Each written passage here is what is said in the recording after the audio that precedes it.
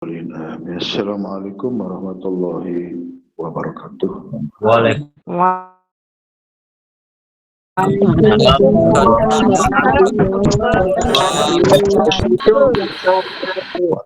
Min syururi anfusina wa min sayyiati a'malina man yahdihillahu fala mudilla lahu wa man yudlil fala hadiya lahu. Asyhadu an la ilaha illallah wahdahu la syarika lahu wa asyhadu anna Muhammadan abduhu wa rasuluh. Allahumma shalli ala sayyidina Muhammad wa ala ali Muhammad. Amma ba'du. Kepada Bapak Pembina Yayasan, penasihat perguruan, para badal, pengurus yayasan, pengurus perguruan zikirnya, bapak-bapak, ibu-ibu, jamaah perguruan Thariqat Naqsabandi yang mengikuti zikir jahar secara online, rahimakumullah. Terlebih dahulu kita sama-sama memanjatkan rasa bersyukur kita kehadirat Allah Subhanahu wa taala yang telah memberikan kesempatan untuk hadir menghadiri majelis zikir dalam keadaan sehat dan juga merupakan rutinitas dan kewajiban kita di dalam wadah perguruan Naqsabandi. Semoga semua menjadi amal ibadah kita, menjadi satu yang kita jumpai, yang kita akan peroleh satu ganjarannya atau pahalanya di sisinya dengan karunia yang mulia yang agung di sisinya. Semoga kita tetap istiqomah di dalam mengimani, mengamalkan sampai akhir hayat kita. Amin. Amin ya rabbal alamin. Kemudian kita tak lupa menyampaikan seruan salawat dan salam kepada junjungan alam Nabi besar kita Muhammad sallallahu alaihi wasallam. Allahumma shalli ala sayyidina Muhammad wa ala ali Muhammad. Atas bimbingannya, petunjuknya, syafaatnya, kita selalu mengharapkan tanpa dengan syafaat beliau kita tidak akan memperoleh suatu ketenangan, kebahagiaan. Dan itu merupakan satu jalan untuk kita berjumpa dengan Allah, dengan rahmat dan ridhonya beliau. Semoga kita bisa mentaatinya secara zahir dan batin. Amin. Amin ya rabbal alamin. Alhamdulillah, zikir ini walaupun sedikit tetapi sangat menyentuh hati kita, menyentuh rasa perasaan kita. Dan inilah yang harus kita jaga. Ini yang harus tidak boleh tertinggal, tidak boleh terlupakan. Kalau kita lupakan sama arti kitanya merupakan Allah dan Rasulnya. Kalau kita hentikan berarti kita berhenti kita untuk mengingatnya. Kalau kita lupa berarti kita sama artinya kita lupa kepada Allah. Aku ini tergantung daripada hambaku. Apabila hambaku mengingat aku di dalam dirinya, maka aku akan mengingat hambaku di dalam zat. Apabila hamba ingat dengan satu kumpulan dalam satu halqah, maka Allah mengingat kita dalam satu halqah yang lebih baik daripadanya. Nah, itu imbangannya. Jadi ada jawabannya di situ. Ada satu ikatan di situ ya. Yang itulah yang tidak boleh kita lalaikan, kita lupakan. Kita harus bersungguh-sungguh di situ. Memang dalam prosesi kita menjalankan zikir banyak tantangan, rintangan, godaannya kan. Godaan-godaan itu sesungguhnya hanya sebagai ujian saja untuk melihat sejauh mana kita berjuang, sejauh mana kita kekeh di situ kuat. Nah, makanya banyak orang-orang yang tidak kuat sehingga meninggalkan halqah. Jauh dari halqah, bahkan sampai-sampai dia tinggalkan, dia hilang ya sama sekali. Dan itulah yang menjadikan kesulitan buat dia untuk sampai ke Allah. Pada tujuannya adalah sampai ke Allah. Tujuan mereka adalah liqa Rabbi. Tidak ada syarat, tidak ada jalan untuk bisa sampai kepada Allah melainkan dengan zikir kepada Allah, yang zikir yang sebanyak-banyak, zikir yang semurni-murninya, yang sedalam-dalamnya, sehingga kita rasakan di antara kita sama-sama rasakan nikmatnya zikir, ketenangan zikir, rasa yang kebahagiaannya di situ, ada di situ sebenarnya. Ya, saudara-saudara kita memahami zikir dengan berbagai macam pandangan melalui amal-amalan, wirid-wirid, doa, dan semua amal yang terkait tentang sesuatu hal yang baik. Ya, itu secara universal, secara pengertian yang lebih luas ayat tentang zikir. Tetapi kita masuk ke wilayah khusus bil khusus, itu wilayah syirnya. Itu yang mereka tidak jumpai, tidak dia lakukan. Itu yang mereka sulit mereka untuk menjalankan. Seperti apa dia?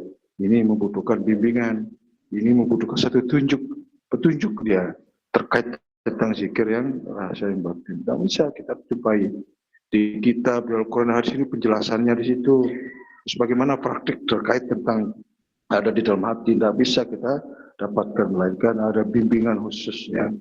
Ingatlah Tuhanmu di dalam hati gimana, seperti apa ya. Itu dalil terkait tentang bagaimana ingat kita kepada Allah, zikir di hati itu seperti apa. Itu. Jadi tidak mudah ya, tidak cukup dengan hanya pembahasan akan tidak. Maka ini lalu apa? Adalah kepada ada satu karunia Allah, satu keimanan khusus di situ ya. Nah, jadi kita tidak boleh cemburu dalam hal itu. Tidak boleh merasa rasa iri di situ, tidak boleh di situ. Allah menciptakan makhluk ini punya kelebihan tersendiri, keistimewaan sendiri, punya satu keilmuan yang berbeda-beda, tidak sama. Pemikiran yang tidak sama, kecepatan berpikir sama, rasa tidak sama, kan semua berbeda. Itu sebabnya dari yang berbeda ini kita harus sama-sama mencari, sama-sama menerima ya daripada perbedaan itu. Di mana letak yang kurangnya, mana letak lebihnya, di mana yang harus diikuti, mana yang tidak akan. Jabaran tentang hakikat, jabaran tarekat, tentang syariat yang begitu luas, begitu banyak. Ini kita sudah sekali untuk memilih jabaran yang mana yang harus diikuti, jabaran yang mana harus yang kita amalkan, jabaran yang mana yang kita harus peduli. Bayangkan begitu banyak pandangan-pandangan tentang syariat, hakikat, dan apalagi marifat. Sebagaimana diberitakan wa ma umiru illa liya'budullaha mukhlishin, dan pandangan ini aja juga berbeda-beda. Jangan aku ciptakan cinta masih kecuali itu ibadah. Pemahaman ibadah ini sangat berbeda-beda di situ. Ada yang mengatakan adalah bermakrifat kepada Allah. Ada yang mengatakan ada beramal saleh kepada Allah. Ada yang mengatakan bahwa kita hanya dengan yakin saja cukupkan begitu. Sebegitu banyak perbedaan-perbedaan tentang bagaimana beribadah kepada Allah. Jadi disitulah syariat memberi tantanannya, syariat tatanan tarekat, tatanan alih hakikat dan marifat. Tapi intinya adalah bagaimana kita zikir kepada Allah, bagaimana ingat kepadanya. Itu ya sebenarnya kuncinya di situ. Karena di akhir hayat kita yang diminta hanya ingat Allah, ingat. Jadi seperti apa ingat? Itulah yang sulit. Itulah nilainya, itulah kebahagiaan.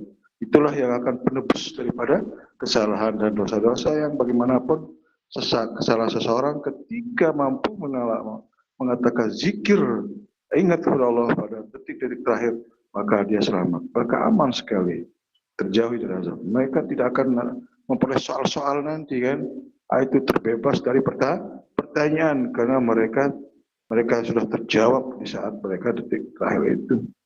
Disitulah kebanyakan orang kebingungan. Di saat itulah mereka mau kemana, tidak kemana, seperti apa proses perjalanan mereka di korobihnya. Kan jalannya tidak ketemu, bimbingannya tidak ketemu, pedomannya mereka tidak bawa.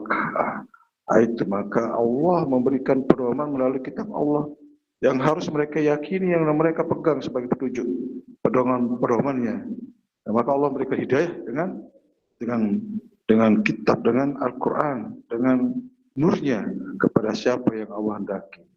Itu sebenarnya makanya kita memahami pemahaman-pemahaman yang di luar, kita lihat, kita dengar ini sebegitu banyak. Jadi kesulitan juga ya, hanya pemaparan, kemudian praktiknya gimana, bagaimana mengaplikasikan apa yang tersampaikan di situ ya. hanya peramalannya biasa-biasa aja, seperti yang tidak seperti apa yang dia dalam kajiannya, kan begitu. Kajiannya menukik, sangat-sangat presisi dia, sangat seolah-olah tembus dia kepada suasana rohaninya, pada suasana ketuhanannya. Tapi sekali lagi bahwa mereka hanya di luar, mereka hanya zahir saja ibadah, belum sampai bagaimana masuk ke itu, menggantikan badan menjadi ruh, menjadi ruh, menggantikan ruh menjadi rahasia, menjadi kerahasia, jadi al-haq itu Allah. Itu kesulitan di situ, bagaimana cara untuk menemuinya, kan begitu sebenarnya. Nah, makanya dengan bimbingan, dengan tuntunan, dengan ada yang kita terima, yang kita sudah ijab kabul di situ, sudah kita ikrarkan di situ, itu merupakan sebuah kewajiban di situ. Itu yang tidak boleh mereka tinggalkan. Itu amanah sesungguhnya yang Allah amanahkan kepada bumi, langit, dan yang lainnya, namun tidak sanggup ya, hanya manusia yang. Tapi ketika manusia sudah menerima, banyak yang merupakan ingkar di situ, dilalaikan. Itulah kebahayaannya. Maka kita hanya mengembalikan lagi, yaitu apa yang pernah Allah perintahkan, ya. Amanah yang pernah kita sudah terima, amanah yang sudah kita berjanji untuk tetap menjalankan, tapi kemudian terlalaikan, terlupakan, itu kan satu kebahayaan bagi kita, ya. Itu. Jadi sekali lagi bahwa apa yang sudah kita terima dari sisi petunjuknya, kemudian amaliyahnya, kemudian dari keistiqomahan, itu saja sebenarnya. Nah, sehingga kita akan menjumpai diri kita dalam suasana yang bahagia, yang tenang. Itu sebenarnya tidak satu hal yang mengkhawatirkan, apalagi dalam hal-hal yang berbahaya, kan bahaya sekali. Karena sesungguhnya bahwa apa yang kita perbuat pada hari itu diperlihatkan, ya. Nah, ya, mau sedikit apapun, mau yang maupun yang besar, ya. Baik dalam sisi kebaikan maupun dalam sisi yang tidak baik, itu soalnya. Jadi itulah menjadi bukti yang real, yang nyata. Makanya jangan heran ketika jamaah-jamaah kita yang kembali, dia tenang, senyum, membawa suasana yang gembira di situ. Dengan Allah memberikan satu pernyataan, wa tahiyyatuhum yauma yalqauna salamun wa dalam ajrin karim. Salam hormat terkait adalah orang-orang yang beriman, orang-orang yang sudah menjumpai Tuhan mereka. Allah memberikan satu karunia yang mulia di sisinya. Itu makanya jangan kau mengira bahwa orang yang mati itu mereka itu mati. Sesungguhnya mereka hidup di sisi Allah dengan mendapatkan rezeki. Itu sesungguhnya. Makanya dari rezekinya itu ada zikir. Dan zikir itulah menjadi kebutuhan rohani kita. Itu makanya ketahui bahwa dengan zikir hati jadi tenang. Itulah makanannya sebenarnya. Maka dalam semua ibadah itu harus ada zikir di dalamnya. Tidak boleh tidak. Apapun, bukan pengertian ibadah hanya ruku sujud, hanya bacaan, hanya sekedar kita rame-rame ke masjid, bukan sekedar itu. Orang bermarifat ke Allah dulu, baru menjalankan semua perintah-perintah ruku sujudnya, itu ke masjidnya, kan bagaimana menjalankan perintah ibadah yang baik dan benar, dengan pengertian bahwa tujuan ibadah hanya untuk ingat kepada Allah. Sementara apa yang harus kita ingat, yang kita pahami tentang ingat, dan apa pengertian ingat itu sendiri masih jauh sekali. Ingat bukan dengan pikiran, ingat bukan dengan lisan. Itu ingat dengan dialah kita ingat dengan hak Allah, milik Allah. Dan itu yang wajib kita tahu, itu yang kita kenal, bermakrifat dengannya. Man arafallaha bihi bahwa itulah makrifat saja. Orang yang dengan hak Allah, itulah makrifat yang saja. Bukan makrifat dalil. Dengan ada ciptaannya, sehingga kita mengenal dia lewat ciptaannya itu. Ada kalimatnya, marifat dengan bicara saja, tapi belum mengenal marifat yang sesungguhnya. Itu ya, sangat sederhana sekali sebenarnya. Memahami tentang diri, memahami tentang marifat, melalui mengenal diri ke diri, tapi bukan pengertian diri secara pandangan syariat, mengenal jasad ini, mengenal hanya melalui ciptaan, bukan. ada tatanannya di situ. Hanya kalau belajar ilmu hakikat ada diri diri tobi'inya di situ, ada diri idofi di situ, ada diri rohani sampai di sini, barulah kita paham tentang diri itu sendiri, bukan pengertian diri. Semoga kita kembalikan fisik ya. Ada fisik. Itu sesungguhnya kita bermula dari situ, fisik baru ke fisik, tapi kembali lagi ke fisik itu sendiri. Itu sebenarnya baru kita menjumpai diri kita sebenarnya. Denganlah kita bermakrifat.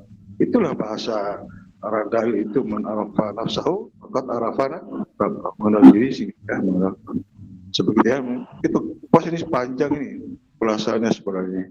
Ya, karena malam ini kita sebagai hanya untuk peringatan saja, mengulangi daripada apa yang pernah kita dapat kajian-kajian sebelumnya, sehingga kita tidak kelimpangan oleh kajian-kajian di luar, tidak kelimpangan dengan pandangan-pandangan di luar, sehingga kita tergeser di situ sebenarnya. Tidak lagi mengikuti petunjuk, ya, tidak lagi menjadi pedoman, padahal kita sudah diberikan sesuatu hal yang sangat luar biasa. Tidak ada sandingannya, tidak ada bandingannya. Terus mau kita sanding bandingkan dengan apa lagi? Itu sudah luar biasa sebenarnya. Kalau Progo Resapi, Hayati itu sudah puncak sebenarnya. Sudah ada lagi pilihan-pilihan yang lainnya. Semoga penyampaian ini bermanfaat untuk kita semua. Kurang lebihnya mohon maaf. Wabillahi taufiq wal hidayah. Assalamualaikum warahmatullahi wabarakatuh.